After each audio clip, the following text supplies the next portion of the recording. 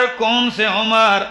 جہاں عدل کی بات ہوگی عمر یاد آئے گا، بہادری شجاعت کی بات ہوگی، عدل انصاف کا تذکرہ ہوگا تو عمر یاد آئے گا، نظام عدل کی بات ہوگی عمر کے بغیر نہیں ہوگا نظام مکمل۔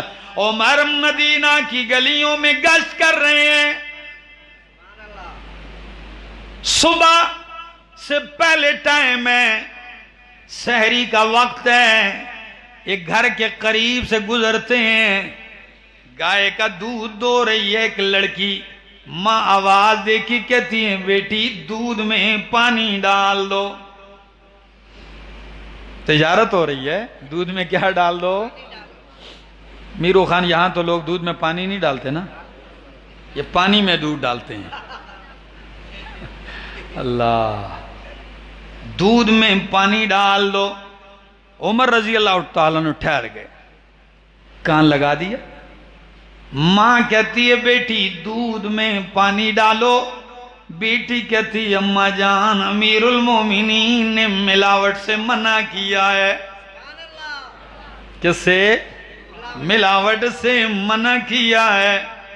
ماں کہتی ہو بیٹی امیر المومنین کہاں ہے کہ جو دیکھے، ان کو کیا پتہ ہے رات کا اندھیرا ہے، میرے تیرے سوا کون دیکھ رہا ہے؟ تو پتہ ہے بیٹی کیا کہتی ہیں اماں جان؟ ان کان عمر لا ینظرنا فرب عمر ینظرنا۔ اماں جان اگر عمر نہیں تو عمر کا رب تو دیکھ رہا ہے۔ اللہ اکبر۔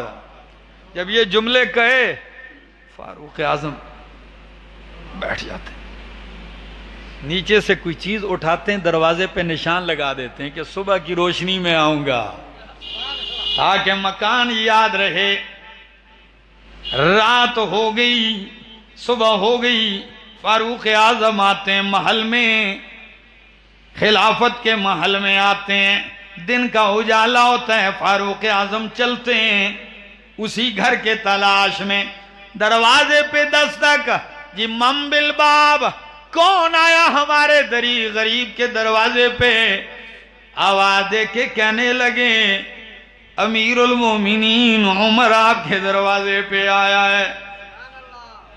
چونک اٹھے بھائی، ہم جیسے غریب اور 22 لاکھ مربع میل کا خلیفہ ہمارے دروازے پہ۔ دروازہ کھلا، جی امیر المومنین کیسے آنا ہوا؟ کہنے لگے میں نے حسن و جمال نہیں دیکھا، میں نے مالداری نہیں دیکھی، میں عمر اپنے بیٹے کے لیے آپ کی بیٹی کا رشتہ مانگنے آیا ہوں۔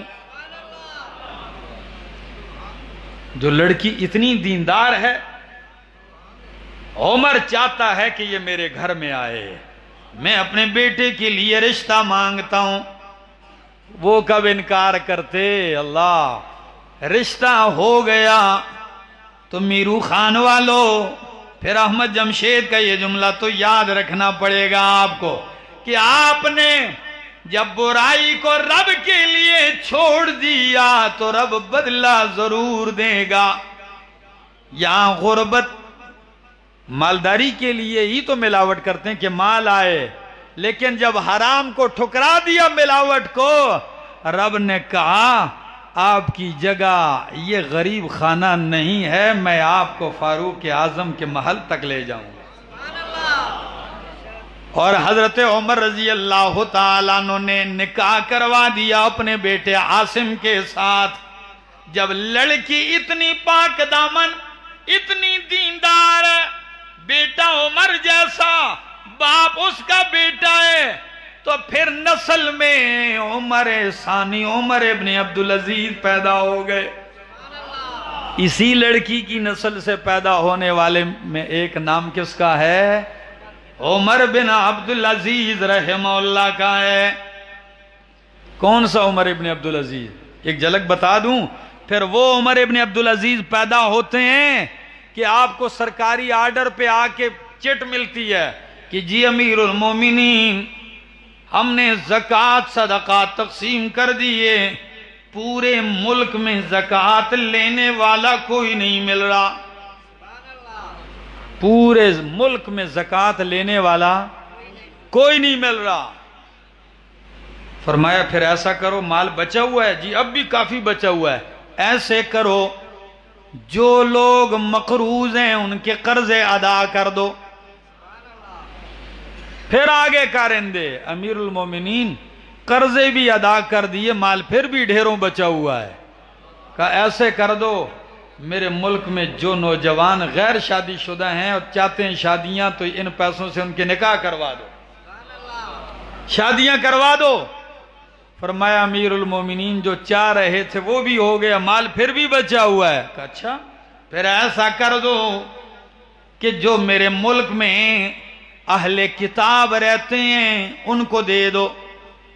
فرمایا امیر المومنین ان کے پاس بھی اتنا ہے کہ ان کو بھی ضرورت نہیں، کہ جو مجاہدین ہیں فوجیوں کو دے دو۔ فرمایا فوجیوں کے پاس بھی سب کچھ پورا ہے۔ تو عمر ابن عبدالعزیز کہنے لگے پھر ادھر آؤ۔ میرو خان والوں پھر کہہ دینا سبحان اللہ۔ کیا کہتے ہیں؟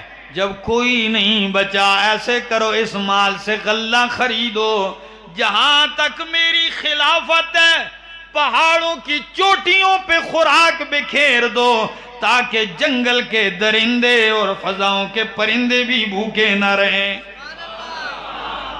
میرے خلافت میں یہ بھی کوئی بھوکا نہ رہے۔